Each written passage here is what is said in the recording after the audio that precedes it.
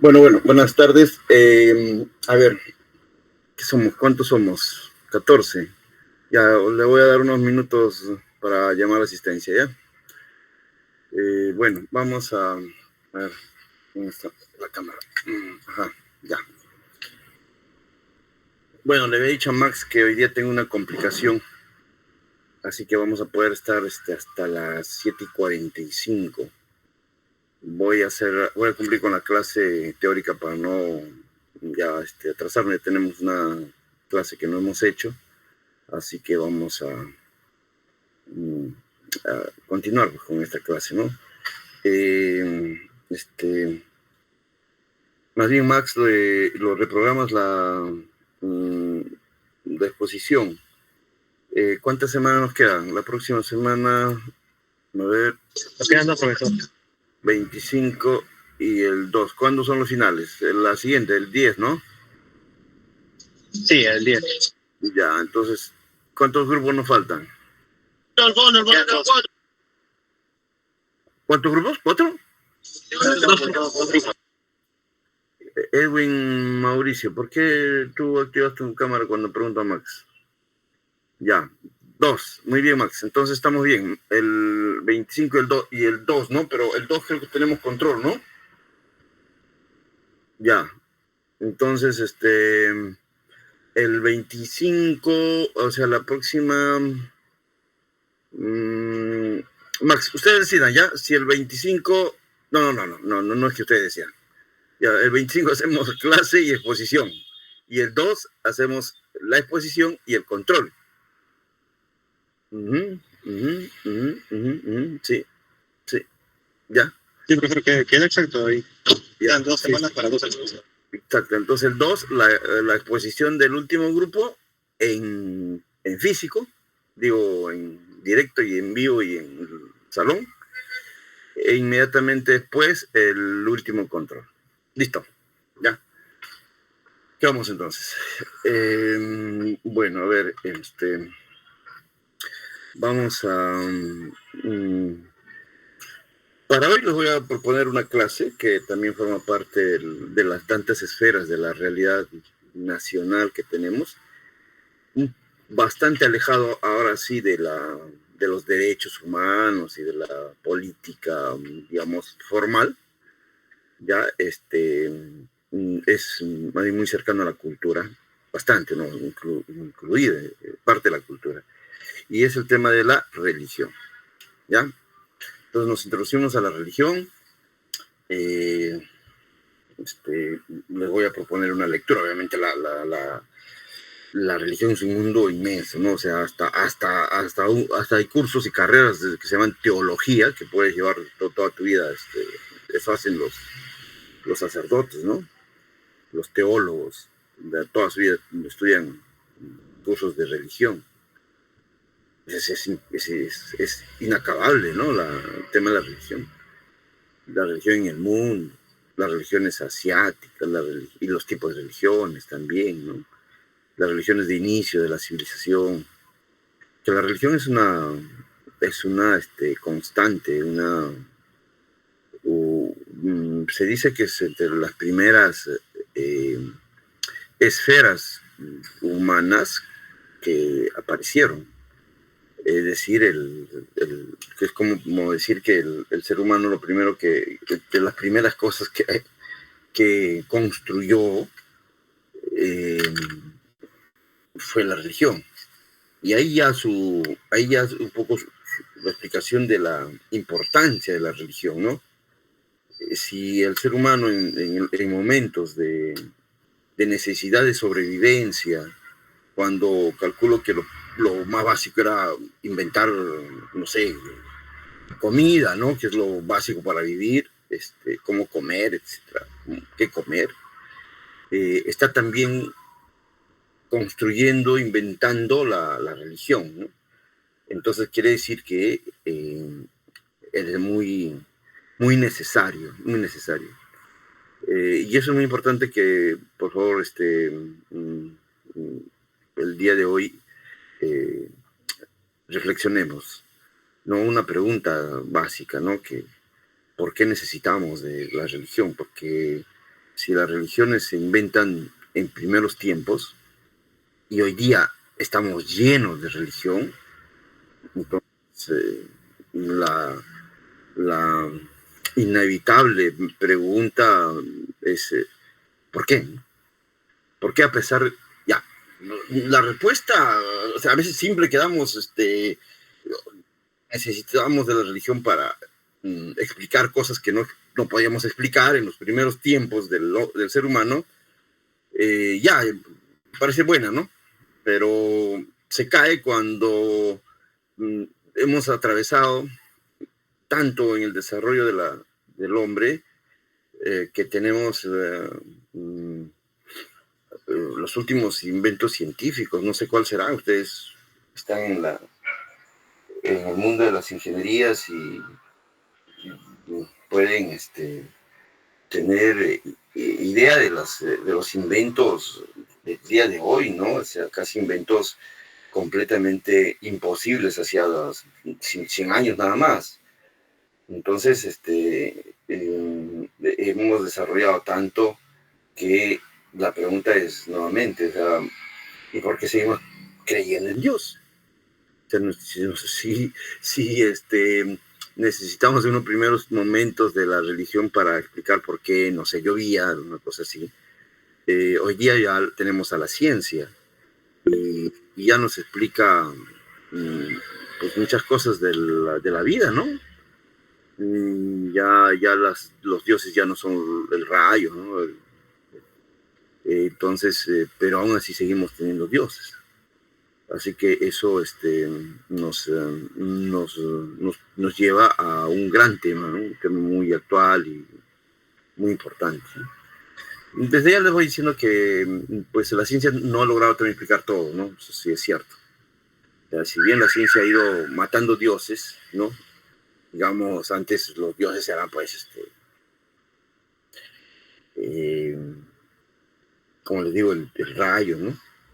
La ciencia luego demostró que era un fenómeno geográfico, físico, químico. Entonces dejó de ser dioses. La ciencia fue eliminando dioses, ¿no?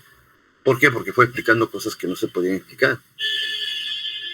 Pero no las explica todas, ¿no? Por ejemplo,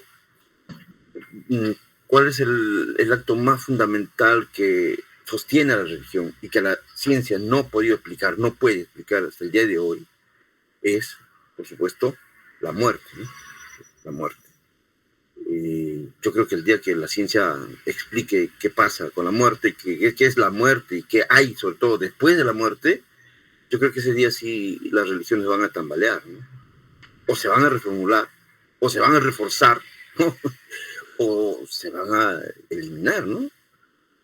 Sí, yo creo que la ciencia ha ido, sí, menoscabando, ya eso lo hemos visto en varios casos, la existencia misma y la importancia de las religiones. Había una pugna, ¿no? Histórica, sobre todo de un par de miles de años, ¿no? O sea, del tiempo del medioevo y de los tiempos modernos, después de la Ilustración.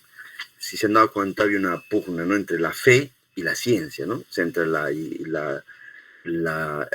si quieren, Dios y el hombre, ¿no? La explicación racional del hombre o la explicación irracional, en el sentido de que obedece más a la fe de Dios, ¿no? La famosa gran discusión entre el materialismo, que va a surgir con mucha fuerza después de la Ilustración, ¿no? Con los dos grandes Carlos, ¿no? Con Carlos Marx y Carlos Darwin, ¿no? Bueno, Carlos siempre somos los más grandes. Entonces, el materialismo y el evolucionismo van a dar como que un puntillazo o un golpe fuerte a toda la historia de la teología, ¿no? A los grandes, San Agustín, ¿no? Santo Tomás, habían hecho esfuerzos desmedidos para para fijar ya la existencia de Dios científicamente, ¿no? Porque esos dos tipos son muy, muy buenos, ¿no? Lo mejorcito de la teología, del mundo y de la historia es San Agustín y Santo Tomás, ¿no? Yo creo que ninguno es más que el otro, los dos son unos monstruos. Y sí, los dos son del cristianismo. Por ahí antes está, en el tiempo de Santo Tomás está un árabe, me acabo de olvidar su nombre. También muy bueno, sí. Los árabes también produjeron buena, sino que no nos interesa, ¿no? Siempre los árabes los hemos marginado, entonces ni siquiera nos acuerda. ¿Qué? Conversa bastante con Santo Tomás, ¿no? Si lo googlean ahí a Santo Tomás y un filósofo árabe, sale Averroes, ¿no? Ya, entonces, no, ellos hicieron grandes esfuerzos para pensar racionalmente a Dios. Inclusive están ahí sus principios de demostración de Dios, muy buenos, muy buenas las de los dos, ¿no?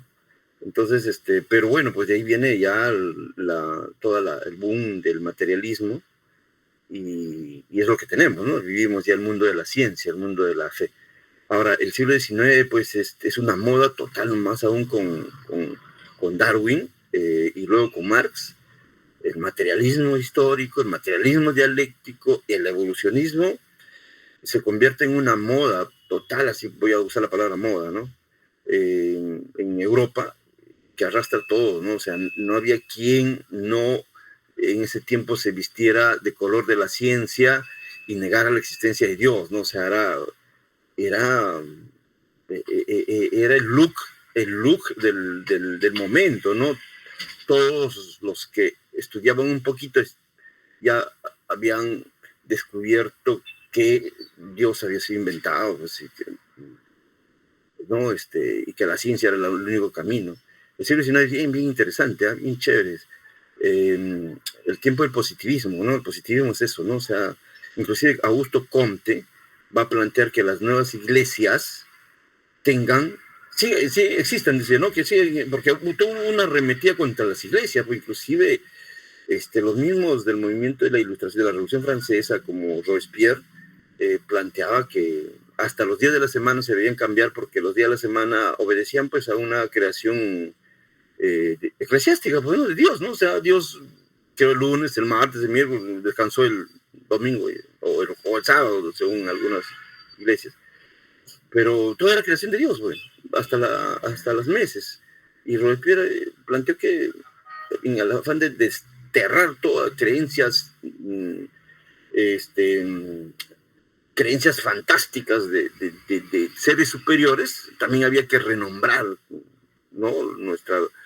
Todas nuestras cosas que lo habíamos planteado en función de la existencia de Dios, ¿no? La Navidad ni qué decir, pues, ¿no? O sea, de pronto ya se demostró que la Navidad no existe en la realidad, pues, ¿no? Bueno, ya ustedes, creo que a estas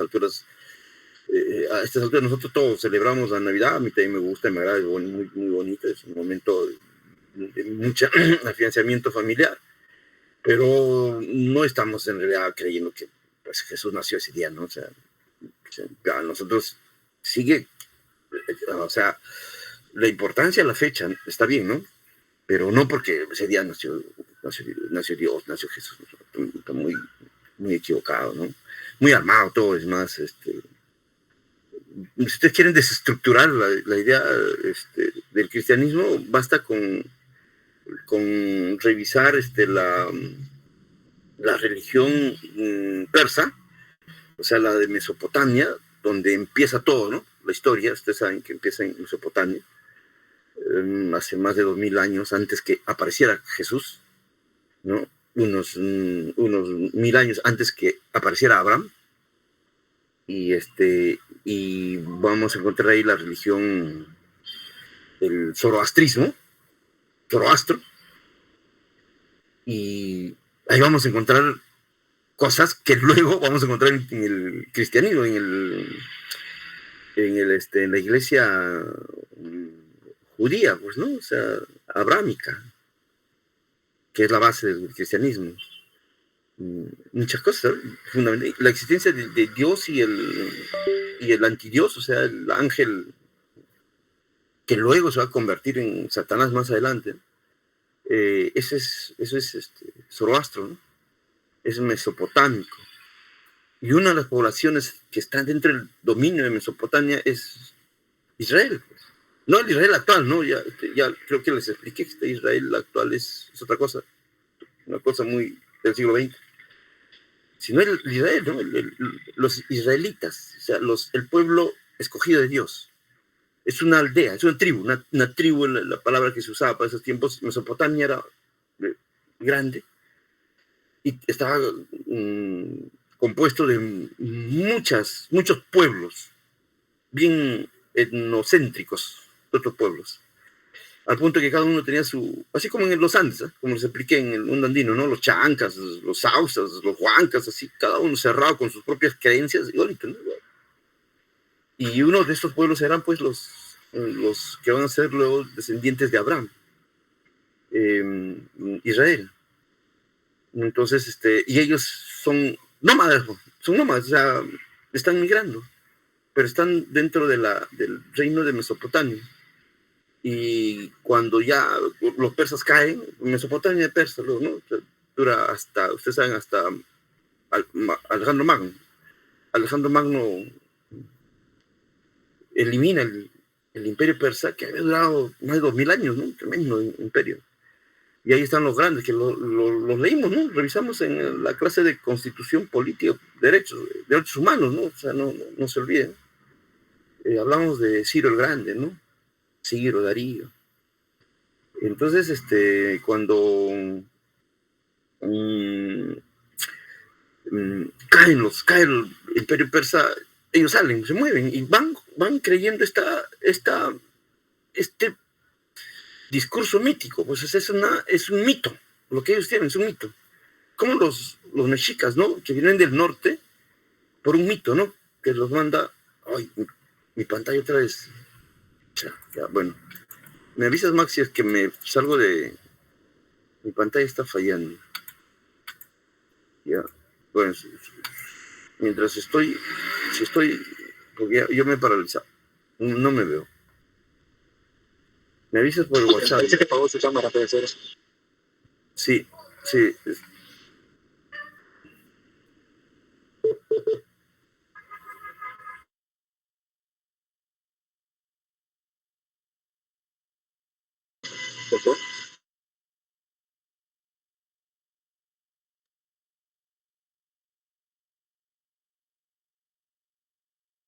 Volví, ¿no? Sí.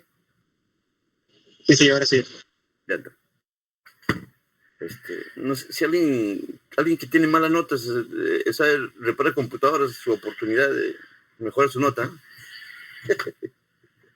Bueno, entonces, de ahí salen, pues, salen del imperio persa, ya persiguiendo un mito. Les decía, los mexicas también hacen lo mismo, vienen del norte persiguiendo el mito del águila.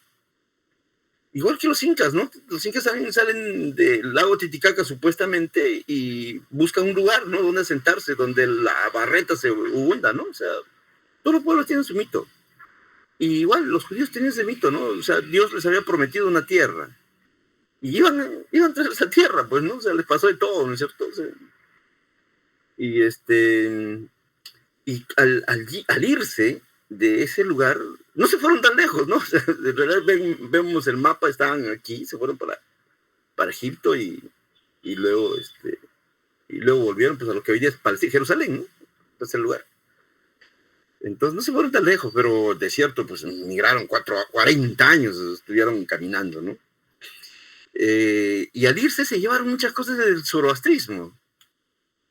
Revisen en qué consiste la religión del Zoroastro y van a ver qué cosas se agarraron los cristianos, ¿no? O sea, ¿qué nos hemos llevado? Les digo la idea de Dios, la idea del paraíso. Esto no me lo voy a decir porque el Zoroastro deja a elección de la gente, la religión del zoroastrismo, ¿ya? Deja a elección de la gente escoger a hacer las cosas buenas o hacer las cosas malas. Con el conocimiento que si hacen cosas buenas, al morir van a ir a un buen lugar, a vivir eternamente. Y si hacen las cosas malas, van a ir a un lugar feo, a vivir eternamente. El lugar feo era el desierto donde ellos vivían, pero el desierto más profundo, ¿no?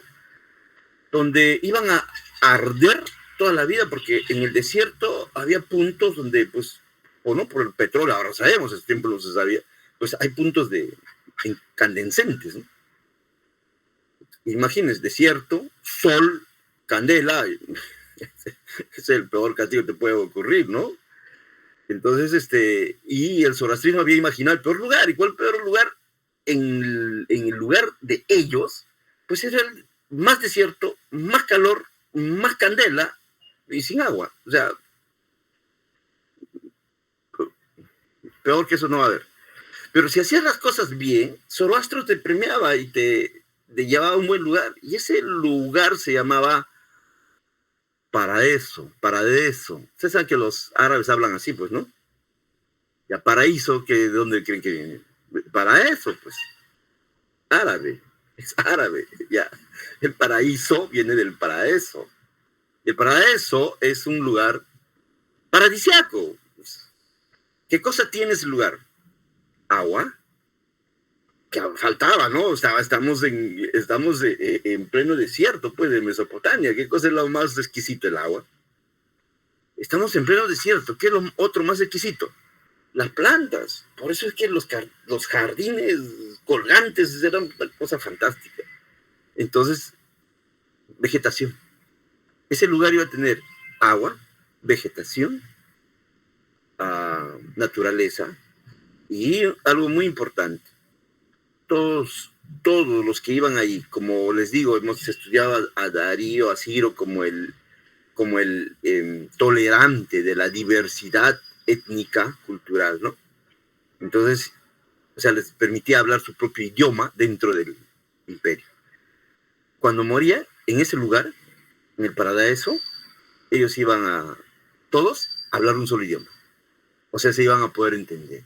Iban a eliminarse su diversidad. Y no iba a haber ricos ni pobres. Todos iban a ser iguales. A ver, bien. El zoroastrismo. Supongo que a estas alturas se han dado cuenta de dónde está eso, ¿no? Ya. Entonces, es tremenda la importancia de la religión, ¿no? Y le decía que esto va a reinar más aún porque le van a dar mucha vida. O sea, eso sí hay que reconocer al pueblo escogido de Dios, que en un inicio, por ejemplo, su Dios, que va a ser luego el nuestro, pues, ¿no? Tiene cierta particularidad, ¿no? O sea, por ejemplo, si se dan cuenta, va representando a la población la religión. La religión parece raro, ¿no? Que los dioses son como la población a quienes él pertenece, ¿no? No es casual, pues obviamente ellos están construyendo a imagen y semejanza a Dios. No es que Dios construyó a imagen y semejanza a la gente. La gente está construyendo a imagen y semejanza a Dios.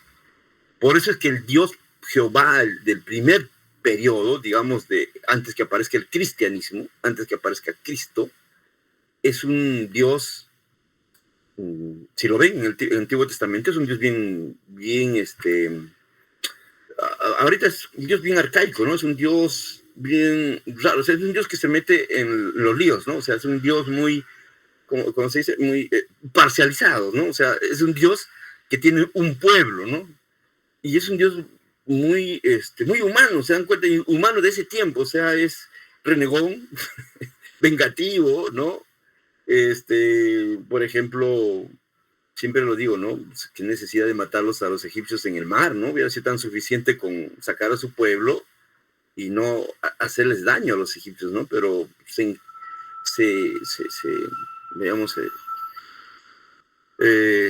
esmera en hacerlos sufrir, ¿no? Les manda 7 plagas, todo, ¿no? Entonces, pero inclusive castiga al mismo Moisés, ¿no? No le dice, tú no vas a ver la tierra prometida, ¿no? O sea, era muy rígido, ¿se dan cuenta? Era muy estricto, ¿no? Pero cuando aparece Jesús, su hijo, años después, ¿no? Años después, Jesús dice, pues no, mi papá no es así, ¿no? Mi papá es otro, ustedes no lo han conocido. Yo lo conozco, mi papá es bueno, mi papá nos quiere a todos. Y es más, ahí lo convierte, ¿no? Convierte a Dios o sea, le da un buen toque, pues, ¿no? O sea, si quieren, con términos modernos, lo actualiza, ¿no? Lo actualiza, le pone otros ojos a su papá y lo presenta ya súper diferente, moderno, es ya Dios de todo, tolerante, en fin, ¿no? Pon la otra mejilla y todo lo demás, ¿no? Entonces, Jesús es un total gran personaje responsable de la nueva imagen que va a tener Dios, ¿no? En adelante, ¿no es cierto? Y ese es el Dios que va a llegar ya a nosotros. Pero bueno, les decía que esta fortaleza de esta religión va a ser totalitaria, pues, y les decía que esto va a ser enfrentado en el siglo XIX muy vehementemente, porque pues es el siglo de las luces, ¿no? Es el siglo del despertar, es el siglo en que el ser humano se hace Dios, la famosa frase, ¿no? Y el hombre se hizo Dios. Inclusive el hombre hace su propia Biblia, les decía, ¿no? O sea, su propia constitución política, que se trae unas Biblias. Antes que aparecieran las constituciones políticas, que es el documento donde están todas las leyes, las normas que te dicen qué hacer y qué no hacer, antes de eso, pues teníamos un cuaderno también con normas, ¿no? Donde te decía qué hacer y qué no hacer, pero eso se llamaba Biblia. Y eso tenía una inspiración divina. Dios nunca dijo, o la iglesia, sus seguidores de la iglesia, judeocristiana, nunca dijo que la Biblia lo había escrito Dios, ¿no? Siempre dijo que lo habían escrito personas inspiradas por la gracia divina. Por lo tanto, tenía una inspiración divina. Y era muy necesario, ¿no? Establecer un documento que pautaba la vida social y cultural y la vida también más allá de la vida misma, ¿no? O sea, la muerte. Y que tuviera inspiración divina para hacer que la gente pues creyera mucho más, con más vehemencia en estas normas, porque pónganse en una situación simple. Si no sé, no viene un amigo y te dice, vamos a hacer esto, ¿no? Y si nos va mal, yo, ¿qué seguridad me das? Tú si eres un simple mortal igual que yo, ¿no? Limitaciones son las mismas que las mías. Pero si esa persona te dice, ¿sabes qué? No, yo no te estoy diciendo que es mi idea, sino Dios me ha dicho. Ah, bueno, si Dios te lo dice, pues vas con más seguridad, ¿no? Así te diga, camina hacia el barranco, ten fe en mí, no vas a morir. Caminas, ¿no es cierto? Porque Dios es Dios, pues.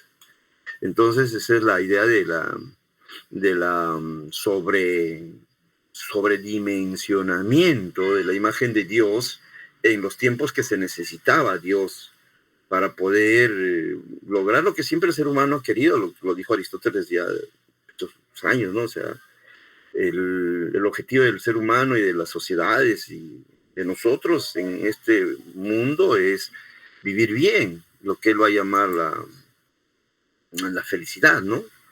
Entonces, por lo tanto, siempre el esfuerzo de toda la vida del ser humano ha sido intentar vivir bien. Pero somos, pues, la paradoja del ser humano, ¿no? Intentando vivir bien, pues la fregamos todo, ¿no? Intentando vivir bien, como la clase pasada, inventamos las razas. Intentando vivir bien, inventamos el patriarcalismo, ¿no? Intentando vivir bien, inventamos, no sé, la riqueza, ¿no? La propiedad privada. Y bueno, pues intentando vivir bien nos matamos, ¿no? Toda la vida. Entonces, y más aún en nombre de Dios. Así que para el siglo XIX era todo un boom ser, renegar, si quieren, de las ideas de Dios, ¿no? Por todo lado, eso era lo más chévere. Y sobre eso se suma pues la ideología comunista y socialista, el materialismo extremo, y ellos más bien desarrollan ya el ateísmo total, ¿no? Hace unos días estuve viendo nuevamente la película Che Guevara hecha por Benicio de Toro, es muy bueno, les recomiendo. Es en 2 volúmenes, ¿eh? En dos discos viene. Ya lo encontré ahí remate en libros. Vi 5 soles, ya lo compré. Ya lo había visto en su tiempo, pero lo volví a ver y hay una parte donde dice, cuando el Che Guevara está en Bolivia, hablándoles, ¿no?, a la gente de la revolución. Uno de ellos, el comunero, le pregunta, ¿no? ¿Es cierto que ustedes no creen en Dios? El Che Guevara no sabe qué responder, ¿no? Porque si le decía que no, pues los comuneros de Bolivia, la comunidad campesina, ¿no?, la comunidad le ha dicho, pues obviamente van a pues son malos, ¿no? O sea, quien no cree en Dios en los Andes obviamente está con el diablo, simple, ¿no? Entonces el Che Guevara se pregunta si la respuesta tiene que ser política o de principios, ¿no? Hay que decir la verdad o hay que decir la mentira. Ya vimos, recordemos a Maquiavelo, que decía que la política no puede estar basada en decir la verdad. Ahí más bien hay fracaso en la política. Para que la política tenga éxito, se tiene que responder lo que se tiene que responder, al margen de que sea verdad o mentira. Entonces, claro, una mala respuesta en ese momento del Che Guevara hubiera sido decir, pues sí, no creemos en Dios, porque, y imagínense darse una clase como la que estoy dándoles a ustedes, ¿no? Que obviamente los campesinos no le van a entender. Lo único que van a entender es, sí, pues verdad, estos son malos, estos son demonios, porque ni siquiera creen en Dios. ¿Cómo puedo seguir a alguien que no cree en Dios? ¿No? ¿Se dan cuenta?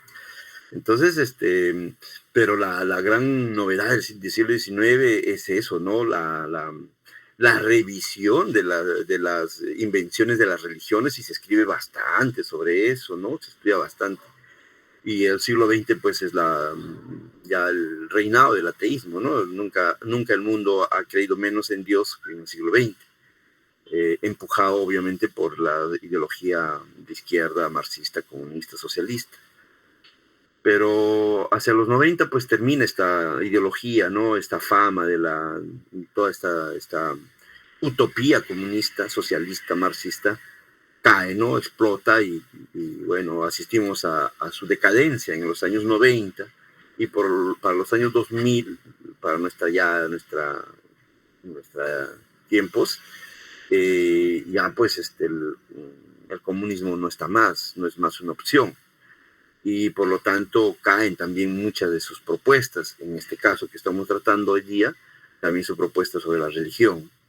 Y es por eso que en los años 2000 regresa nuevamente la religión con mucha fuerza, ¿no? Ya el Perú había crecido en su ateísmo en los años 70, 80.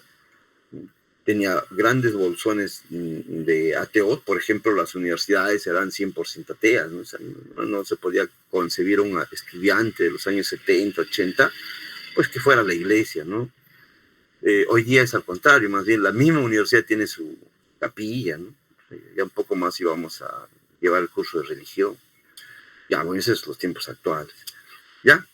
Bien, todo este paradigma es interesante. Por ejemplo, vamos a ver aquí unas... se cerró, mi computador se cerró, bueno. Ya, miren, por ejemplo esto, ¿no?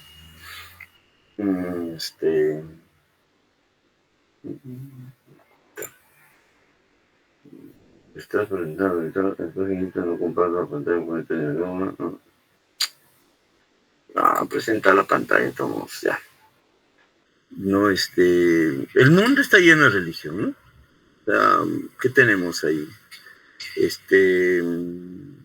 De todo, ¿no? Y lo interesante de este cuadro es que el mundo está lleno de lo que se llaman, también se llama así, la religión abrámica, de Abraham, ¿no? De Abraham. La religión abrámica es la más grande del mundo. Ya,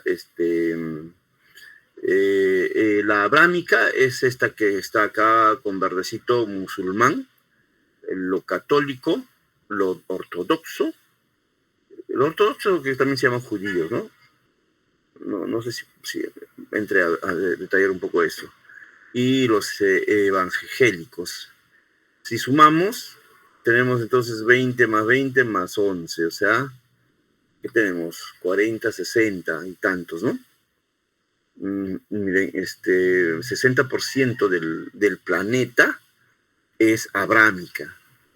Quiere decir que tenemos la fuerza, digamos, eh, una raíz en común, ¿no? O sea, ha conquistado esta religión abrámica.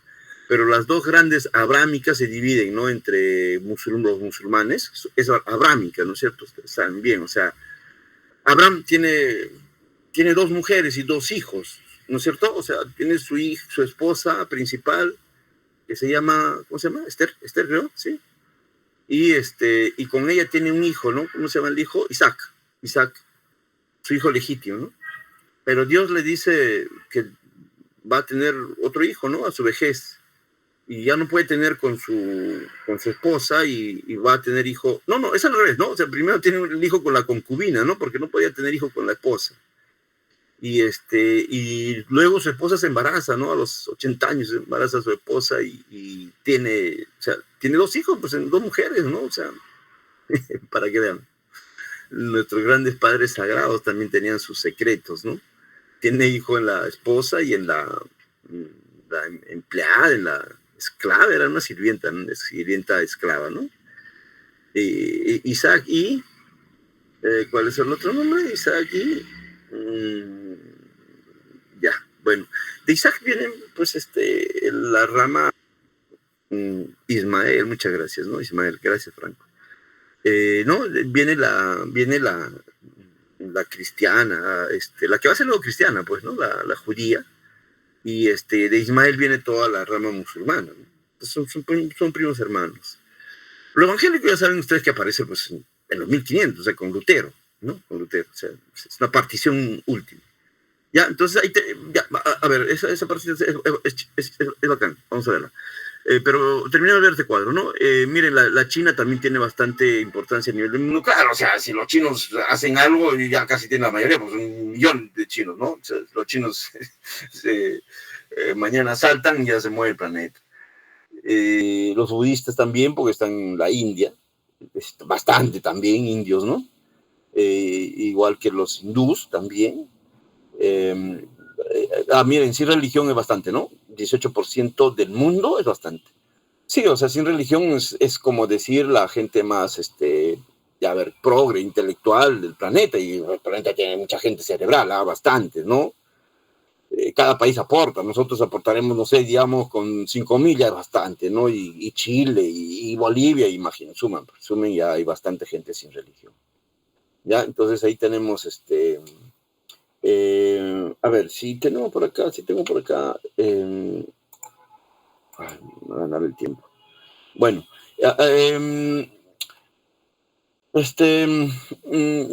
lo católico, lo ortodoxo, lo judío, llega, a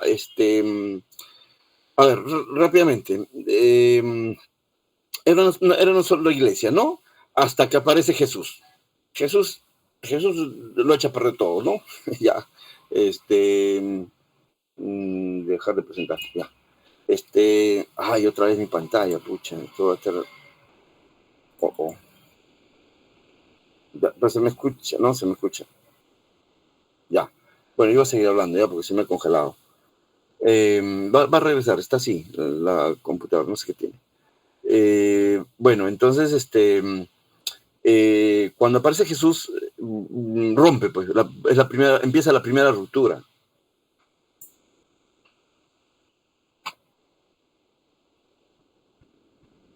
Está mal esto.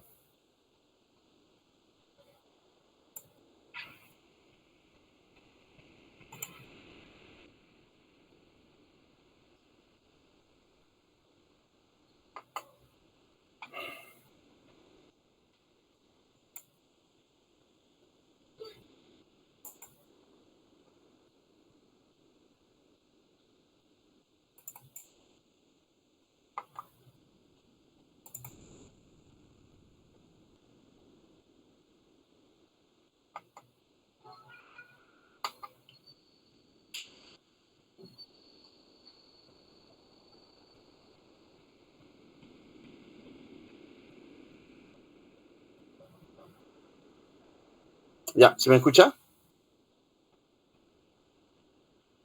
Hola, hola, hola, hola. Sí, Sí, profe.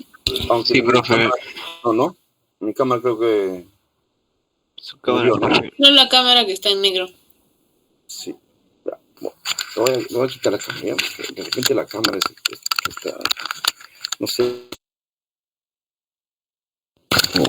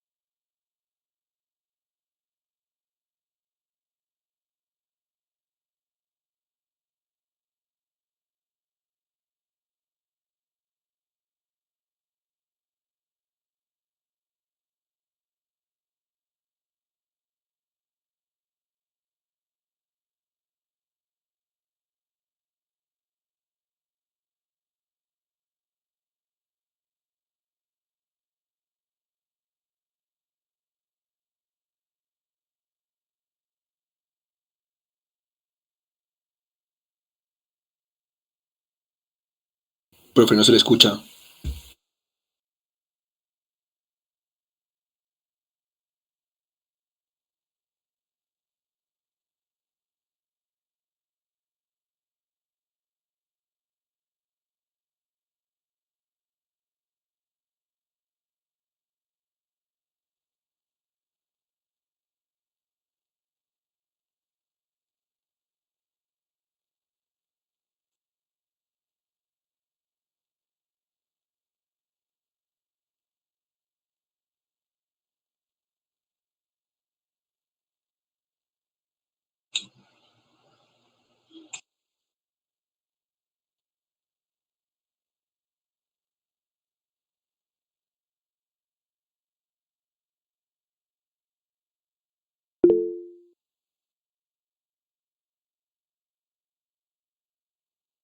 Presente, profesor.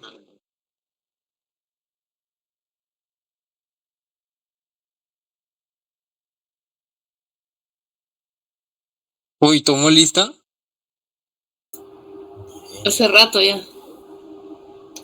Uy, ala. Antes que entre Adriana tomó.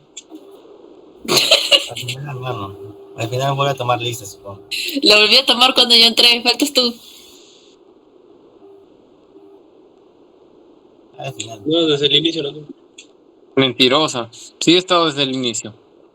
Profesor, Ah, ya entró ya. Mauricio también está mintiendo. Profe, ¿ya tomó lista?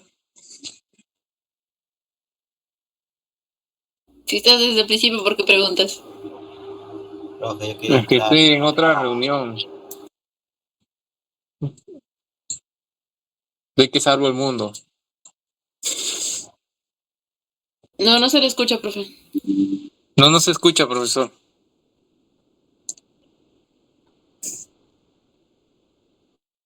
Ya fue Julián de la clase. Con magia. Ah, la miércoles.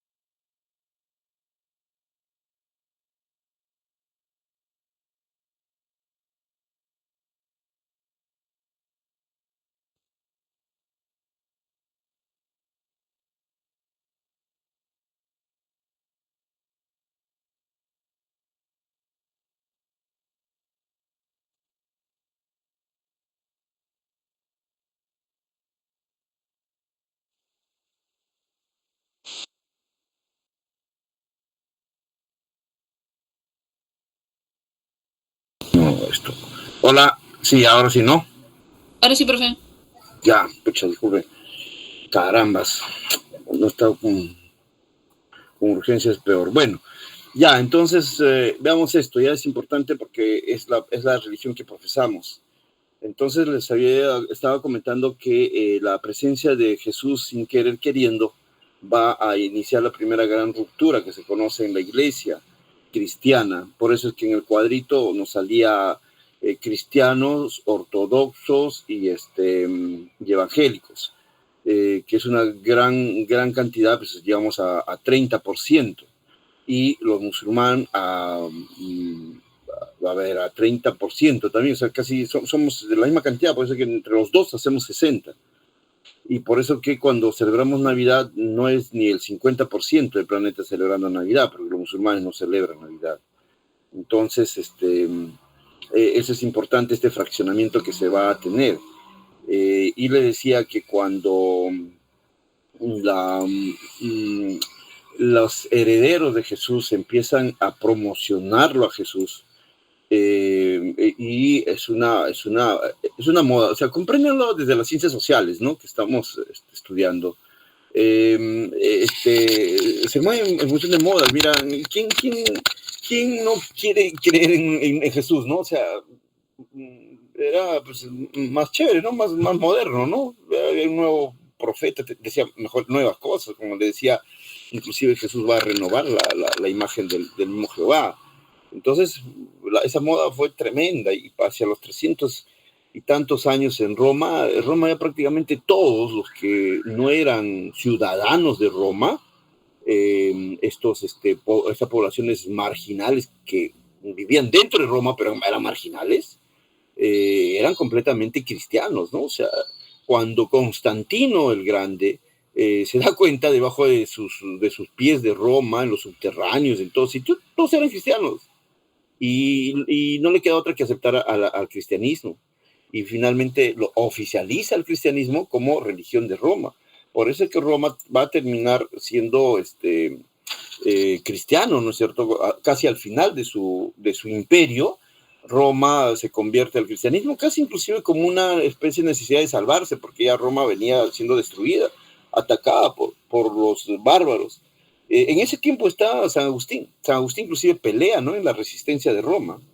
Y San Agustín ya construye las bases del cristianismo. Y ya San Agustín participa de la institucionalización del cristianismo y su centralización en Roma, y el surgimiento del poder cristiano ahí. Pero los judíos ya sienten que es un nuevo grupo, porque inclusive crecen en resistencia a los judíos, o sea, en resistencia a aquellos que no consideraban a Jesús como Dios, porque los judíos, cuando matan a Jesús, le creen un farsante, pero años después, siglos después, terminan considerando que, bueno, sí nos equivocamos, era, no debimos haberlo matado, ¿no? Pero tampoco me vengan con que era Dios, no era Dios, era un profeta. No, señor, era su hijo. No era su hijo, era un profeta. Ya, pero no era un farsante. Sí, bueno, ya nos equivocamos, no fue un farsante, ya, pero tampoco es su hijo, pues, ya. O sea, y menos que sea Dios, porque si hubiera sido Dios no lo hubiéramos matado, no se hubiera muerto. Entonces los cristianos decían, no, es su hijo, por lo tanto es carne del Padre, por lo tanto es Dios. Por eso es que nosotros hoy día lo consideramos a Jesús también como Dios, ¿no? O sea, por eso es que vamos atrás del Señor de los Milagros, porque Él ha concentrado en Jesús, o sea, en Cristo, en Jesús crucificado, ha concentrado en Él también a su Padre. Entonces, la famosa Trinidad, ¿no? Así que, pero eso no quieren los judíos, pues los judíos no van a retroceder en lo que ellos siempre creyeron, que Jesús no es hijo de Dios. Jesús no es hijo de Dios. O sea, cuando hoy día mismo ve a Israel y conversa con los aquí en Perú mismo, entonces, pero ¿cuándo vas a entender que Jesús no fue hijo de Dios? Ya déjate de tonterías, no fue hijo de Dios. Mientras los cristianos seguimos diciendo, sí fue hijo de Dios, no, por eso es Dios, ya. Entonces, eso va a generar un gran problema en ese tiempo donde el fanatismo cristiano, religioso, era completo y total. Estamos hablando que las poblaciones de estos primeros tiempos, pues, no podían haber sociedades sin religión. O sea, ya les estoy los dije al inicio de la clase, es la forma básica que tienen todas las poblaciones de establecerse un rumbo, de establecerse un espacio, un sentido. O sea, la religión les da un sentido, les da un espacio y tiempo. La religión, o sea, algunos dicen, no es religión, es mito. Ya, bueno, para ellos es religión. Pues, o sea, tampoco seamos tan malos de decirle que los mexicas no tenían religión, tenían mito. Ya, pero ese mito también fue el mito alguna vez de los cristianos, ¿no? Lo que pasa es que las religiones, desde el punto de vista materialista, son mitos. Las religiones son mitos. Y las poblaciones que tienen mitos se llaman poblaciones míticas. Y por lo tanto, Marx nos va a decir en el siglo XIX que aquellos que siguen creyendo en Jesucristo y en Jehová siguen siendo poblaciones míticas. ¿Por qué? Porque siguen creyendo en un mito. ¿Cuál es el mito? El mito de Dios, pues el mito de Jesús, el mito que volverá, el mito que regresará y que pondrá, en fin, el apocalipsis, ¿no? O sea, seguimos viviendo un mito. Es el mismo mito que tenían los mexicas, solo que, pero los mexicas era bien raro ese Dios que iba a volver, etcétera, etcétera. Sí, pero de repente no estaba nada más tan bien construido como el mito cristiano, que digamos está más chévere nada más, pero al final hay mitos muy creíbles, hay mitos muy fantásticos, hay mitos para todos, sí. O sea, finalmente es eso, ¿no? Pero esa va a ser la lectura del siglo XIX. Para el siglo XIII, XII, o sea, la existencia de Dios es incuestionable. No se puede pensar que Dios no exista en un planeta. Ahora, todas las sociedades tienen Dios, sí, solo que algunos, pues, digamos, en su desarrollo no llegaron a conocer a Jesús, a Cristo, ¿no? Porque eso es lo que va a suceder con los cristianos que llegan a nuestras tierras. ¿Cuál va a ser la respuesta? ¿Por qué acá no está Dios, la presencia de Dios? Bueno, pues son sociedades que no llegaron al gran tiempo, ¿no? De Dios. Y siempre hay respuestas para eso. Bueno, entonces terminemos con este asunto de ruptura. Ya la ruptura ya viene ya mucho más fuerte cuando crece el papado. Y recuerden que Roma estaba dividida en dos, Roma de Oriente y Roma de Occidente. El que cae es Roma de Occidente. Y se establece el poderío de los reinos, pequeños reinos. Los bárbaros vienen, destruyen y se van, ¿no? O sea, a ellos no les importó manejar Roma ni nada, ¿no? Simplemente destruyeron y se retiraron. Entonces, todo el imperio romano de Occidente terminó en pequeños reinos, pero todos esos reinos tenían una característica, que todos eran cristianos. Roma ya había cristianizado a todo su territorio, menos no había podido cristianizar completamente a Roma de Oriente. ¿Por qué? Porque en Roma de Oriente estaba muy bien asentado el pueblo judío. El tema de los judíos es que los judíos también son pueblos étnicos, o sea, son personas, son seres, son inclusive, si quieren, racialmente, son personas que se reconocen entre ellos. En cambio, los cristianos no. Si se han dado cuenta, el cristiano es un gringo, un anglosajón, o puede ser un latino, o puede ser un africano, o puede ser un latino. El cristianismo no va de la mano de la etnicidad. No hay, el cristianismo no respeta etnicidad. Mientras que el judío sí, o sea, es bien difícil que tú, siendo latino, te conviertas al judaísmo. El judaísmo es cerrado, además el judaísmo se reproduce entre ellos, o sea, son los hijos y los hijos y los hijos, o sea, se traslada y ellos son como que dogmáticos, un grupo muy resistente, por eso que a los judíos se les puede reconocer y por eso que a los judíos en el siglo XX los agarraron y los metieron a la sartén estos nazis, ¿no? Porque podían ubicar. En cambio, el cristianismo es como un asunto ideológico, o sea, llega al cerebro de cualquier gente, no está viendo que es de otro color, no, o sea, el cristiano es cualquiera, racialmente no tiene que ser de un tipo, el cristiano se convierte, tú te conviertes al cristianismo. En cambio, el judaísmo, los judíos, no, se reproducen en base a las mismas personas, ¿no? Ese va a ser el gran tema de los judíos, por eso es que van a siempre estar en confrontación con los cristianos. La cosa es que los cristianos empiezan se parte de la iglesia, y saben esto. Cuando se parte con la iglesia de Oriente, es la famosa creación de los patriarcas, desconocen la autoridad del Papa. Ellos dicen, es increíble lo que están haciendo ustedes, están creando, están imaginándose, ya ustedes están haciendo ya tonterías. Por ejemplo, están determinando que uno de ustedes, ¿no? Va a ser elegido y va a ser como que el con el que va a conectar con Dios, ¿no? O sea, el Papa. ¿Y qué tienen ustedes, no? Si ustedes revisan bien, en realidad las críticas que hacen los judíos a los cristianos es bien racional y con mucho sentido, ¿no? Por ejemplo, eso del Papa. ¿Y por qué centralizan?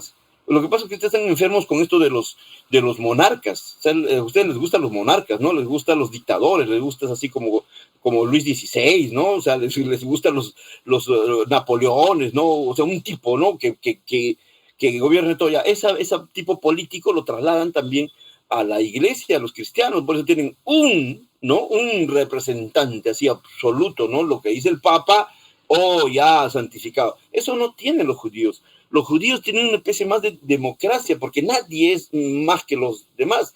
Los patriarcas que están por iglesias y por localidades son muchos, y todos tienen sus autoridades, digamos, el nivel de autoridad igual. Entonces, si hablamos políticamente, pues los judíos están mucho más organizados, mucho más racionales en su organización jerárquica, no son tan dogmáticos como los cristianos. Ahora, en una cosa, los cristianos son un poco más, digamos, también libertos, sobre todo eso va a parecer más con ciertos libertinaje, ¿no? Sobre todo eso va a aparecer con los evangélicos, pero eso ya es 500 años después. Bien, entonces esta ruptura es muy importante. Es ahí donde vamos a tener ahora la iglesia ortodoxa, judía ortodoxa, lo que le decimos judíos, donde van a estar el famoso pueblo judío, que fue pues asesinado cruelmente en el tiempo de los nazis, y van a estar desperdigados por el mundo, eso por culpa de Roma, que Roma los bota de sus lugares de origen. Y aprovechando esa salida de los judíos, los musulmanes toman Jerusalén, ¿no? Entonces, por Jerusalén hoy día está partido por estos tres grandes grupos religiosos. Por los judíos, que quieren siempre recuperarla, por los musulmanes, que toda la vida han estado ahí, se han asentado ahí, ¿no? Y por los cristianos, que también quieren reconquistarla, ¿no? Los cristianos fueron los que desarrollaron las famosas cruzadas para recuperar Jerusalén. Eso no hicieron los judíos. Entonces hay tres grandes corrientes que se van a pelear Jerusalén, que son los musulmanes, que son los cristianos y que son los judíos. Los judíos territorialmente están más hacia el Asia, por supuesto Rusia, ¿no? No son cristianos. Hay cristianos, sí, en todo el mundo, pero como hay judíos también aquí, en todo el mundo, pero digamos, territorialmente están más asentados ahí, mientras que los cristianos están más asentados pues, en el centro de Europa, por supuesto, ¿no? En Italia, en Roma, ahí está el núcleo del cristianismo. Entonces, seguimos teniendo el mismo esquema cultural, religioso de esos años. Europa de Occidente, donde estaba Roma de Occidente, es cristiano, sigue siendo cristiano, y Roma de Oriente, donde estaba Constantinopla, que duró 1000 años más todavía, y sigue siendo judía, ¿no? Ortodoxa judía. Y hacia el sur, todo el Medio Oriente, sigue siendo musulmán. Entonces, la historia como que se ha detenido ahí. Pero llega a los años 1500, ¿no? Constantinopla cae, se descubre América y nace Lutero. Y aparece la imprenta. La imprenta va a ser fundamental, ¿no?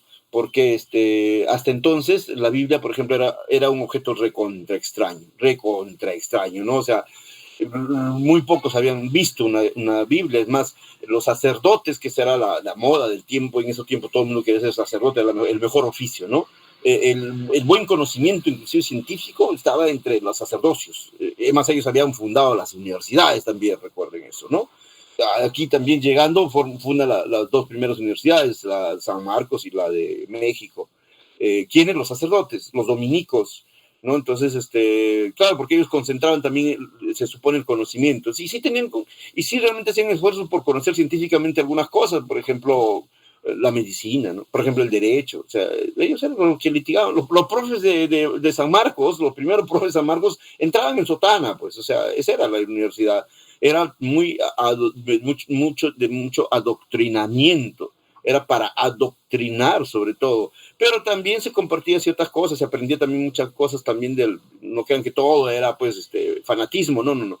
También tenía muchos espacios de realización científica cierta, como les digo, la biología, la medicina. Se estudiaban en estas universidades que las mismas órdenes eclesiásticas habían desarrollado.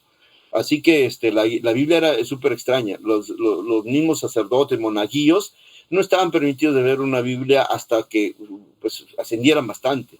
Y es más, la Biblia no estaba en cualquier iglesia, en las iglesias de los pueblos, ¿no? Ahí no existía una Biblia, ¿no? Las pocas Biblias que había, pues estaban concentradas más hacia el centro de Europa.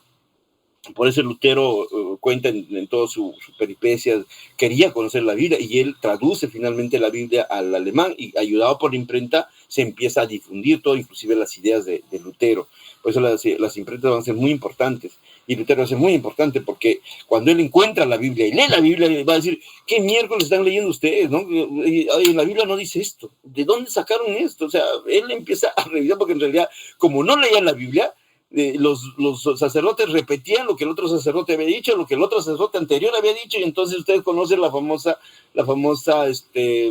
teléfono malogrado, ¿no? Y así terminaban dando sus conferencias, sus clases, sus sermones, los sacerdotes, de cosas que habían escuchado, de aquel que había leído supuestamente la Biblia.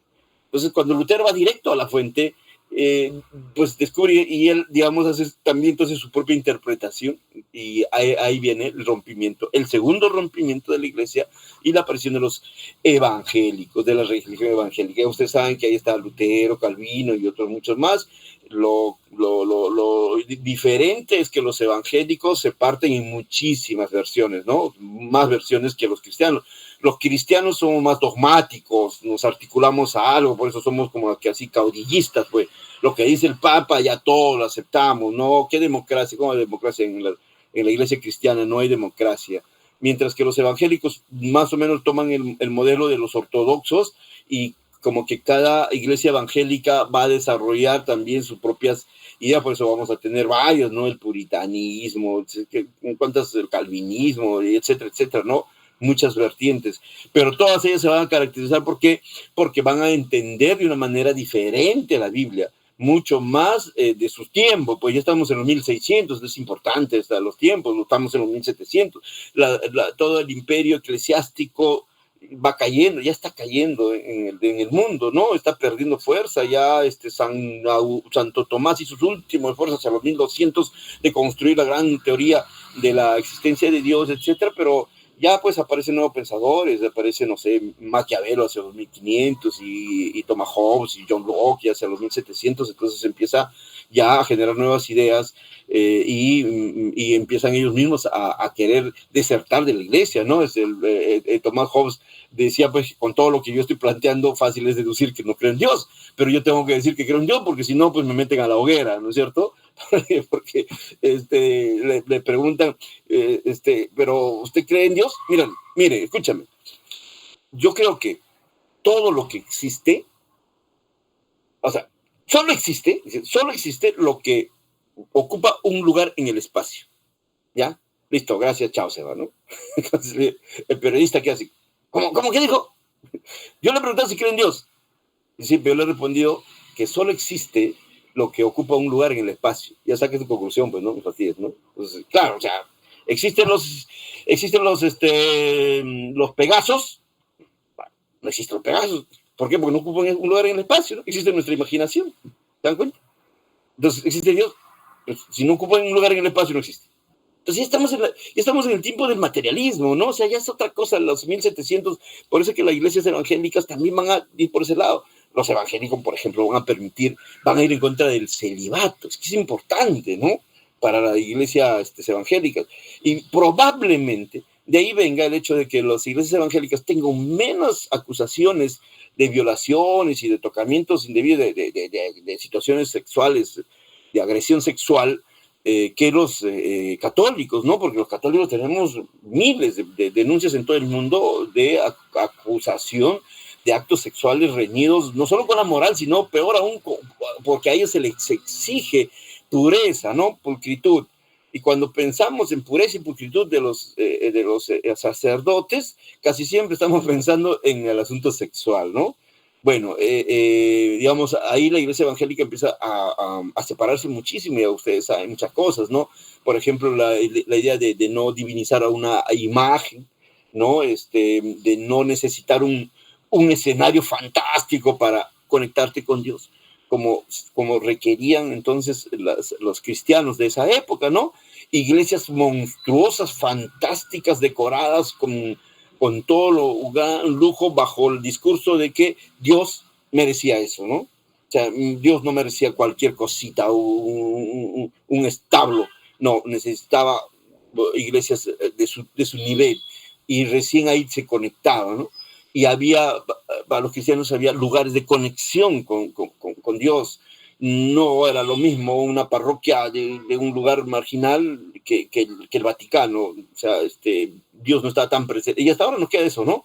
La idea de que no, si vamos a la parroquia, no, yo me quiero casar en la Catedral de Lima. Si me caso en la de el Vaticano, seguro que Dios mismo va a ir a mi boda, ¿no es cierto? O sea, tenemos ese pensamiento medieval que los evangélicos rompen. Pues los evangélicos rompen. Lo primero que va a decir Lutero es que tú te puedes conectar con Dios donde sea, ¿ya? ¿Qué haces en el baño, Carlos? Estoy conversando con Dios.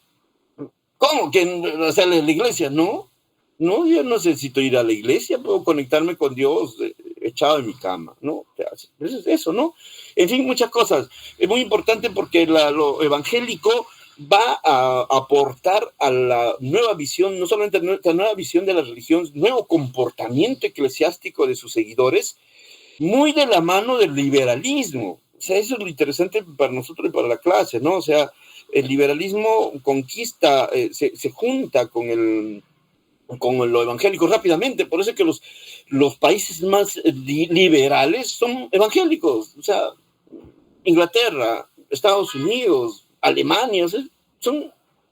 Y para nosotros, desgraciadamente, ¿no? Para los del sur, del hemisferio sur, nos queda Lutero, lo que hace Lutero llamamos reforma, ¿no? La reforma, y nosotros hacemos la contrarreforma, ¿no? Y esa contrarreforma fue ajustar tornillos alrededor más bien de la creencia cada vez más antigua, del pasado, conservador, como que creyendo que los tiempos modernos se están echando a perder.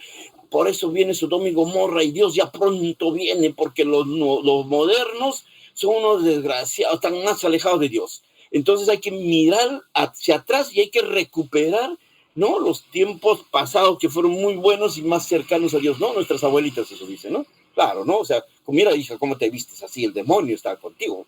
Claro, si te vas a Chile, te vas a Norteamérica, para ti ya seguro que el sexo no va a ser sagrado, pues va a ser cualquier cosa, etcétera, etcétera. O sea, porque tenemos ese concepto. Y sí es cierto, las sociedades liberales en conceptos de derechos humanos, en conceptos culturales, están muy ligadas, están muy relacionadas con los países liberales y las iglesias evangélicas, mientras que los países tradicionales como el nuestro más están ligados al cristianismo. Por eso es que nosotros tenemos expresiones fantásticas del cristianismo. Fantásticas me refiero a cosas, por ejemplo, como estas, ¿no? A ver, y esa es la que tenemos nosotros, más nosotros nos enorgullecemos, ¿no? Y somos muy, orgullosos, ¿no? De tener este tipo de situaciones. Esto no tienen los países liberales, esto no tienen las iglesias evangélicas. Las iglesias evangélicas no son dogmáticas. Este es un pleno dogmatismo, en pleno siglo XXI, y que no nos damos cuenta de eso y que más bien nos enorgullecemos de eso. No estamos bien, ¿ya? Bien, yo lo que quería voy a... ustedes me dirán si está bien, si estoy manejando bien mis diapositivas. A ver, se está pasando, pasa así, ¿no? ¿Pasó, cambió de diapositiva? Sí, profesor. Listo. Peruanos, religión a la que perteneces. El IEP hace un estudio hace algunos años y nos dice que católicos somos 64% en el Perú, evangélicos 22%, lo evangélico está creciendo, pero, ojo con esto, les voy a preguntar esto, pero no es las iglesias evangélicas las que acabo de hablar, no son las iglesias evangélicas que vienen de la reforma de Lutero, Calvino. No, las iglesias evangélicas que lamentablemente tienen el mismo nombre son más bien iglesias evangélicas retrógradas, ¿no? Son las evangelistas. Las iglesias evangélicas que nosotros tenemos más bien son arcaicas, ¿no? ¿Se han dado cuenta, no es cierto? O sea, son iglesias que quieren vestirse como Israel. O sea, los evangélicos de Norteamérica, el padre, el que da el sermón del domingo, ni siquiera se pone sotana, ¿han visto? Va con su esposa y con sus hijos, ¿no es cierto? O sea, esa iglesia evangélica no estamos hablando, lamentablemente, y tenemos un crecimiento de nuestras iglesias evangélicas que son retrógradas. Sí, ya saben lo que hacen, los discursos que tienen esas iglesias. El hombre manda en la casa, que tienen la virginidad, o sea, están arcaicas. Ese tipo de iglesias es la que tenemos en crecimiento en el Perú. Una desgracia. Otras religiones, 3%, probablemente ahí están, algunas también pueden ser inclusive andinas, ¿no? Neoandinistas, hindús también, estrambóticas, ahorita vamos a ver algunas, ¿ya? Ninguno, un 12%, lo que dice que, bueno, pensé que estaba menos, ¿verdad? 12% bastante, creo que está muy bien. Antes que llegaran los españoles, teníamos una religión que ustedes conocen, la incaica. Más o menos grafica esa idea del símbolo de la cruz, pero esta es una cruz andina, una cruz que en quechua se va a llamar chacana. Ya les quiero mostrar esto simplemente para una referente. Ahí está la chacana, en muchos lugares arqueológicos del Perú. Parece que era un símbolo sagrado, religioso, como Huiracocha, una cosa así. Ya, que viene de la constelación de la Cruz del Sur. También, por cierta casualidad, la cruz como el cristianismo, que va a dar lugar a unas fiestas, a sincretismos, ¿no? Llega Jesucristo, la cruz cristiana, y la chacana cruz se fusiona, ¿no? En algunos lugares, vamos a ver esto, acá frente a la catedral, la chacana es un símbolo andino, reitero, de la religión, vamos a decir así, un poco forzado, no me voy a meter al tema ahora. Y Jesús, ¿no? Y Jesús, ahí está, ¿no? Entonces somos así, bueno, ahí están, ya somos así un poco estrambóticos en algunos momentos, pero eso que hay. Yo les voy a plantear en los minutos que me quedan puntos que quiero que luego ustedes lo desarrollen más. Ya yo no les estoy dejando tareas, documentales, porque ahora en la clase les estoy dejando algunas. Yo voy a pasar rápidamente, pero yo les voy a dejar de tarea que ustedes amplíen esto. Yo voy a tratar 5 o 4 puntos de la religiosidad actual, porque el curso es de realidad nacional y hay que centrarse más en lo que ahora tenemos. Y quiero que ustedes indaguen un poco más y hagan una especie de controversia sobre eso. Primer punto, los israelitas. Conocen, ¿no? ¿Quiénes son? El FREPAP. Hace poco ganaron casi una buena cantidad de congresistas, se metieron en la política. Su símbolo es el pescadito. Ahí está, pescadito. ¿Saben por qué es el pescadito? Ezequiel Ataucusi postuló a la presidencia. Tienen una gran cantidad de feligresía. Es una de las iglesias más fantásticas que el Perú ha creado. Creamos nosotros cosas bien raras, como el senderismo, que nunca lo tuvo ningún país de Latinoamérica. Solo nosotros tuvimos el privilegio de tener un movimiento subversivo tan raro y, por supuesto, tan terrorífico. Igual, ¿no? En lo religioso, miren esta cosa, ¿no? Es una cosa fantástica, ¿no? El Ayminto y el FREPAP. Y son cantidad, ¿no? Rastreenlo, youtubeenlo, vean documentales y se van a sorprender realmente de lo que es esta iglesia, ¿no? Se han hecho tesis antropológicas sobre esto, se ha estudiado bastante. Ezequiel Ataucusi, el fundador, cuando murió, se esperó los 3 días para que resucitara, porque según él era hermano de Jesús, porque es hijo de Dios también, ¿no? Enviado de Dios, por supuesto. Dios le envió a crear una iglesia de tipo Israel, aquí en el Perú, por eso visten, ustedes han visto a nuestro gran fanático de la selección que inclusive llegó hasta Rusia, ¿no? De los israelitas. Un movimiento, pero recontraestrambótico, ¿no? Total. Decía, ¿por qué el FREPAP? Porque él consideraba que, a él le salvó un pescado cuando le iba a morir, ¿no? Un pez lo salvó. Algo así como Jonás, ¿no? Y el tiburón y todo de la Biblia. Entonces él construye toda una idea. Mira, es un tipo prácticamente, lo que dicen por ahí, graciosamente, un precario, ¿no? Un precario, un conero, una cosa así ya. Pero miren el poder de desarrollo, ¿no? El hombre murió con más de $50 millones como riqueza, ¿no? y vivió y murió como pobre, ¿no? O sea, murió ahí, aquí en Cieneguilla tienen un centro donde no se preocupan ellos no se preocupan por los lujos, pues, ¿no? O sea, es una, siempre me viví así, claro, sus hijos ahora se pelean el poder, inclusive hay muertes, homicidios, mafias, ya, la muerte de Taucuso ya es sus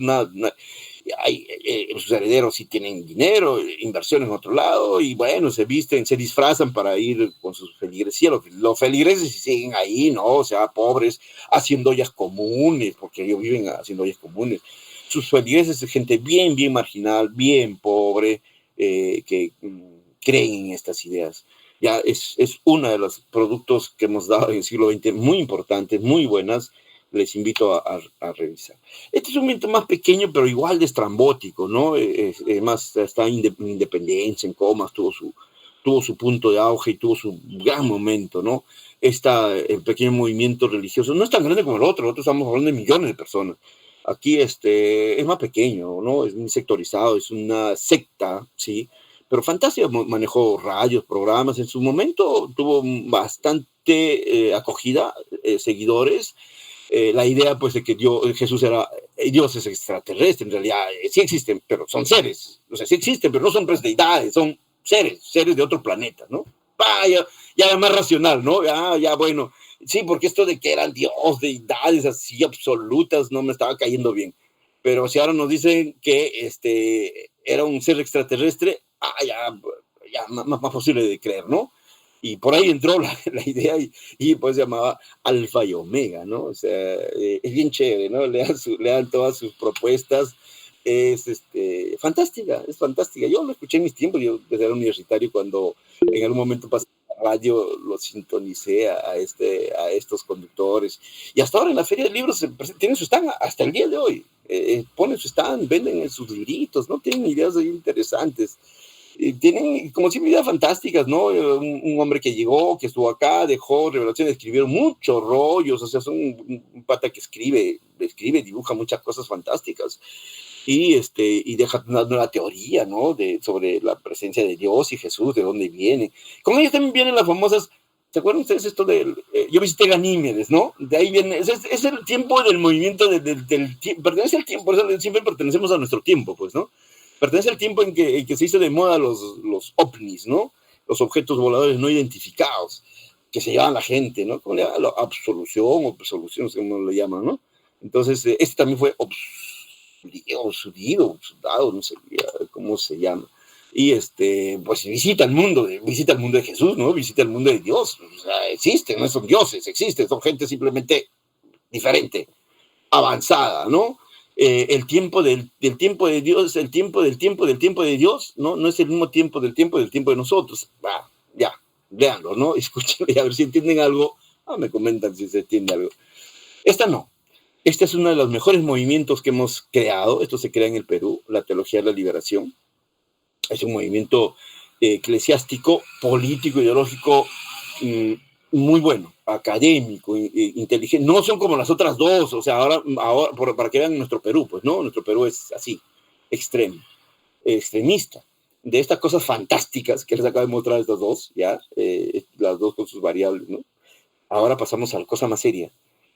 Produjimos el movimiento que se llama la teoría de la liberación, la teología de la liberación, con este padre Gustavo Gutiérrez, que murió hace poco, 2 o 3 años nomás recién, vivía en el Rima, yo lo conocí, lo entrevistamos alguna vez, y el movimiento creció a nivel Brasil, sobre todo hacia Centroamérica. Es un movimiento bien raro porque unió las dos cosas increíbles, ¿no? Ideas procomunistas, marxistas, con ideas teológicas. O sea, ¿qué? Profe, nos está diciendo que es un movimiento serio, intelectual, pero no dice que juntó dos cosas tan raras. O sea, sigue siendo un movimiento estrambótico, ¿no? Parece, ¿no? Parece. No, en realidad, así se le consideró para terruquearlo. Pues, o sea, el terruqueo no es de hoy, el terruqueo es de siempre. Se terruqueó a este movimiento en toda Latinoamérica. Además, el mismo Papa en ese tiempo era Juan Pablo II, vino y le llamó la atención al Gustavo Gutiérrez, le dijo, venga, arrodíllate acá. mira, sigues haciendo tonterías, sigues metiendo ideas revolucionarias a la gente, te voy a botar de la iglesia. Así le llamó la atención. Gustavo Gutiérrez, ya, discúlpeme, papa. Sí, porque se consideraba a este grupo de eclesiásticos como revolucionarios. Y ciertamente, sus discursos de ellos iban en el sentido de decir a los pobres, se dirigían ellos a los pobres, le decían, ¿saben que ustedes dejen de creer en ideas pasadas como que el ser pobre es bueno porque te vas a ganar el reino de Dios? No, recuperen su fortaleza, háganse respetar, su dignidad, les hablaban de su dignidad, de su ciudadanía, o sea, son teólogos, padres, sacerdotes, que creen que la justicia tiene que venir aquí en la tierra primero, no esperar la muerte para recién tener, resarcir todo lo malo que ha pasado aquí. Recuerden que la iglesia del medioevo es esa, ¿no? O sea, era mejor ser pobre, te asegurabas el paraíso, a ser rico, que seguro te ibas a ir al infierno. Esa es la apología de la pobreza, la apología de la sumisión, ¿no? La apología de la obediencia, casi de la servidumbre. Ellos revierten eso. Y mucho, bueno, yo les recomiendo la película, se llama, muy conocida, de México, con Gael García, mexicana, a ver, caramba, sí, yo le voy a pasar el enlace, ¿ya? Ahí van a ver bien puesto estos eclesiásticos tradicionales que más bien tienen abusos sexuales, violaciones, mientras que los teólogos de la liberación, si son padres de verdad, se meten con los indios a ayudarlos, sí los promueven, que hagan paros, que hagan huelga para que reclamen sus derechos, porque los hacendados eran, como ya conocíamos, ¿no? Había injusticia social y estos padres los impulsaban a levantarse, a reaccionar, a solicitar, a pedir, ¿no? Mientras los otros eclesiásticos supuestamente en buena onda con el papado siguen cometiendo sus cosas que siempre, ¿no? Sus actos sexuales, ahí vamos a ver. El Padre Amaro se llama, El Padre Amaro. Vean esa película. De repente lo voy a dejar obligatorio para la próxima semana. Y ahí vamos a ver la teología de la liberación. También hay otros casos donde la teología de la liberación va a morir muchos padres, los van a asesinar los militares, por ejemplo, en El Salvador. Hay varias representantes, ¿no? Los matan porque defienden a los pobres y los militares, pues, lo consideran una especie de subversivo. Y mueren muchos. No, más bien, al contrario, nuestro padre de Ayacucho, que dijo que los derechos humanos eran una cojudez. Ya no, estos eran padres que más bien sí trabajaban con los pobres, defendían a los pobres, defendían los derechos humanos, defendían su necesidad de cuestionar, de quejarse, de reaccionar, de pelearla, ¿no? De pelear sus derechos, al margen de que después de la muerte podías o no ganar el paraíso, ¿no? Por lo tanto, le decían, estos son terrucos, o sea, eran una corriente sacerdotal terruca, ya, por eso, ¿no? O sea, no puedes reclamar en Perú, sales a marchar y eres terruco, ¿no es cierto?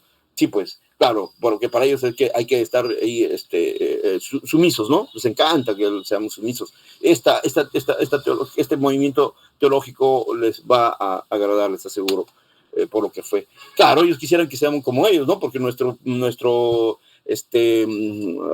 sacerdote, que luego fue, caramba, ¿cómo se llama? El que maneja toda la iglesia en el Perú, canciller, que luego es acusado de actos sexuales también, ¿no es cierto? ¿Cómo se llama que ahí lo tenemos ahí persiguiendo? No es el actual más bien es sanmarquino, más bien muy cercano a la teología de la liberación en sus tiempos. Cipriani se llama, ¿no? El tipo que dijo que los derechos humanos eran cojudez y que está acusado de asuntos sexuales, de delitos sexuales. Ya él más viene de este movimiento que vamos a ver, que es el Opus Dei. Ya, el Opus Dei, en cambio, es un movimiento eclesiástico que aparece en dictadura en España. Este tipo, José María Escrivá de Balaguer, un tipo fantástico, para mí uno de los peores tipos, ¿no? Funda el Opus Dei, ya, se alía a Francisco Franco, se va a aliar en Chile con Pinochet, le encantan los dictadores, ¿no?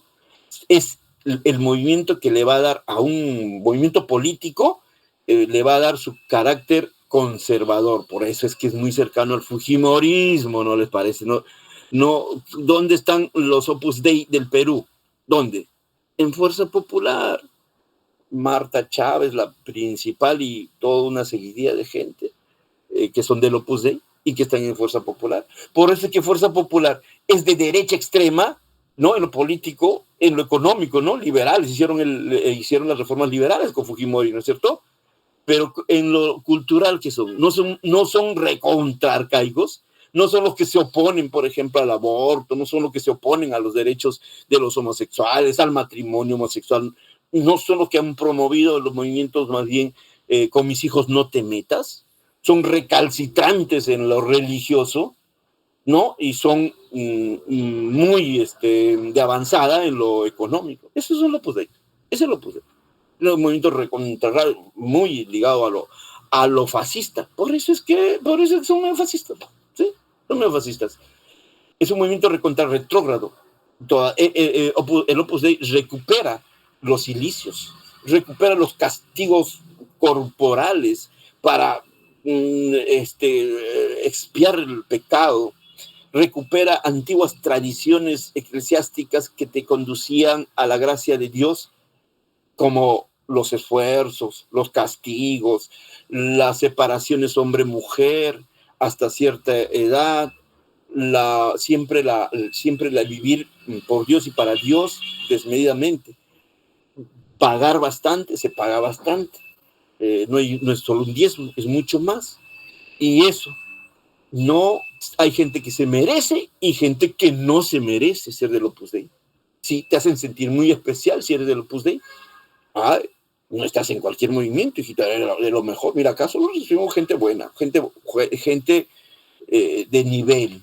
Ya, no, va a estar un triciclero acá que recoge cachinas en la madrugada. No, para ellos no es esta iglesia. Esta iglesia es para blanquitos de apellidos con plata. Para ellos es el Opus Dei. Y miren por quiénes están en el Opus Dei. Pero a ver si tienen feligresía como Ezequiel Ataucusi, que logró organizar a los más pobres, que no tenían cómo vivir. Esa iglesia hizo muchísimo por salvar a muchas familias. Ezequiel Ataucusi es un tipo fantástico en ese sentido. Puede ser todo lo estrambótico que les estoy mencionando, pero en el sentido de responsabilidad social y humana, Ezequiel Ataucusi hizo cosas fantásticas. Llegó, rescató tierras abandonadas y ahí llevó a la gente para que viviera en comunidad, para que aprendieran la solidaridad. Como les digo, ellos no comen, cada uno no se cocinan todo un grupo comunal. Entonces que hay ahorro, eficacia, eficiencia, etcétera. Bastante colaboración. Mientras que el Opus Dei es una segregación total, son segregacionistas, racistas por completo. Revisen muchas cosas. Finalmente existe la masonería en el Perú, pero no es un movimiento religioso. Les invito a que revisen un poco más. No es un movimiento religioso, es un movimiento como que medio religioso.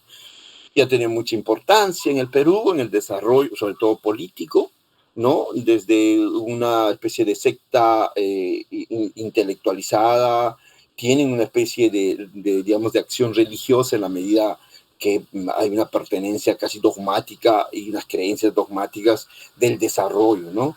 No, a pesar que son muy creyentes en la ciencia, ahí está su símbolo, el compás, parece ingeniero, ¿no? A pesar de ello, tienen actitudes bastante venido de la religión, como la tolerancia, esas virtudes, ¿no? La honestidad. En la masonería no era un intolerante, digamos, alguien acusado por actos sexuales. Jerry nunca estaría pues, de los masones, ¿no? Supone que hacen una selección de de los más virtuosos, y para eso la virtud se adquiere mediante el conocimiento. Eso es lo interesante del Opus Dei, no latino, de los masones, ¿no? Son muy selectos. Esa selección viene, reitero, por una especie de humanos más formados en función del conocimiento. no dogmáticos, por eso que no creen necesariamente en Dios. Sí hay una especie de digamos, el uso de la bondad de la religión en la medida que los hace ser más solidarios. Hay mucha virtud de la religión, ¿no? En ese sentido. Pero sobre todo pese al hecho de tener una especie de mayor conocimiento.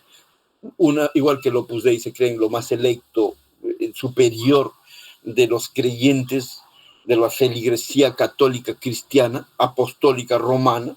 Son terribles, hasta medio criminal eso, lo van a ver cuando revisen a los Opus Dei. Igual va a suceder con los masones, ¿no? O sea, una especie de selección de lo más superior humano, de lo mejor de la sociedad, lo mejor en el sentido de manejo de virtudes, eso es muy bueno, y en manejo de conocimientos, por eso es que tiene que ser profesional para que participes ahí. No puedes decir, no has terminado secundario, olvídate, nunca vas a ser masón. No, el manejo de conocimientos, si eres ingeniero, sí, muy bien. Y también cierta selección clasista, ¿no? Medio racista, sobre todo antes. No, hoy día ya es un movimiento más democratizado, ya hay mucha gente de la uni, tengo amigos, colegas que van y salen, ya son masones. Antes la masonería era una especie de sociedades secretas de lo más alto, se dice, porque ahí estaba Tupac Amaru y estaba San Martín, Bolívar, ¿no? O sea, cosas, Washington. Bueno, ahora está un precario, ¿no? Tal vez unos coneros, van, ya. Mira, por eso muchos dicen que ya se está echando a perder la masonería, porque antes era así muy súper selecta, y ahora como se ha democratizado, están entrando cholitos, por decirlo rápido, para que ustedes me puedan entender. Muy bien, estimados alumnos, yo les agradezco muchísimo por tolerarme también en los problemas que tengo. Se me han cruzado estas actividades y tengo que asistir ahorita a otra reunión. Les dejo aquí apresuradamente acercamientos al tema de la religión, y les estoy dejando tareita y les voy a pasar ahorita las diapositivas para que ustedes revisen un poco más y podamos completar, ¿no? el objetivo de la clase, ¿ya? Muy bien, Max, nos contactamos cualquier cosita por el WhatsApp, ¿ya? Por lo menos recuerda para pasarte las diapositivas para que revisen un poco más. No, les va a interesar. Esto sí no es una chamba. No, va a ser bien chévere. La van a pasar bien revisando Alfa y Omega, ¿no? El mismo Teología de la Liberación, Opus Dei, ¿no? Muy bueno. Ya, listo. Gracias. Está bien, profesor. Muchísimas gracias. Hasta luego. Hasta luego, profesor.